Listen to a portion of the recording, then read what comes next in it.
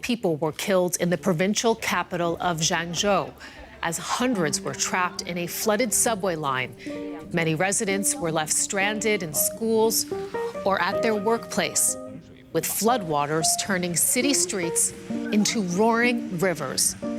Authorities have evacuated more than 100,000 people to safe zones as China's military blasted a nearby dam to release floodwaters, threatening one of the country's most heavily populated provinces.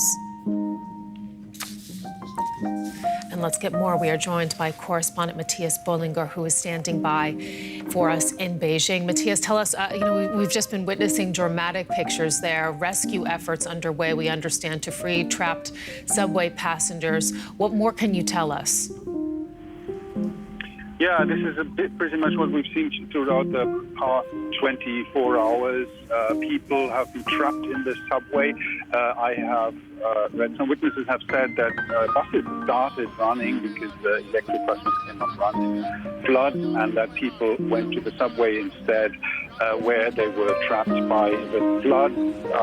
So far, the authorities have said that 12 people have died in downtown Zhengzhou. That does not include the people who might have died in the countryside. We will see probably the death toll of this catastrophe, of this calamity much later.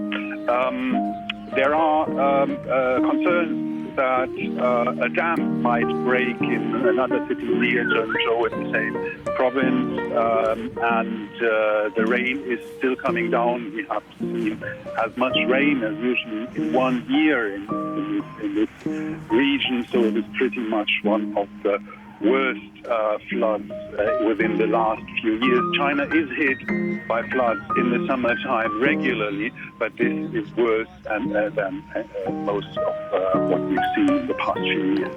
And we're seeing how bad it is. I mean, people being forced into these small boats, also on the subway line, having to walk through those tunnels with very little light. It really looks quite terrifying, Mathias. You mentioned that dam, which is upstream from Zhengzhou city. We understand authorities, and I'm quoting here, they say it could collapse at any time. Talk with us about the area, the number of residents that would be around there, and whether they might have time to evacuate. The dam is near another major city in this province. Luoyang is a 7 million inhabitants city. We have heard warnings that the dam might collapse. There seems to have been a crack in that dam. This would of course be a calamity. It's very hard to say now how big the area would be that would be affected, but it could be very, very severe.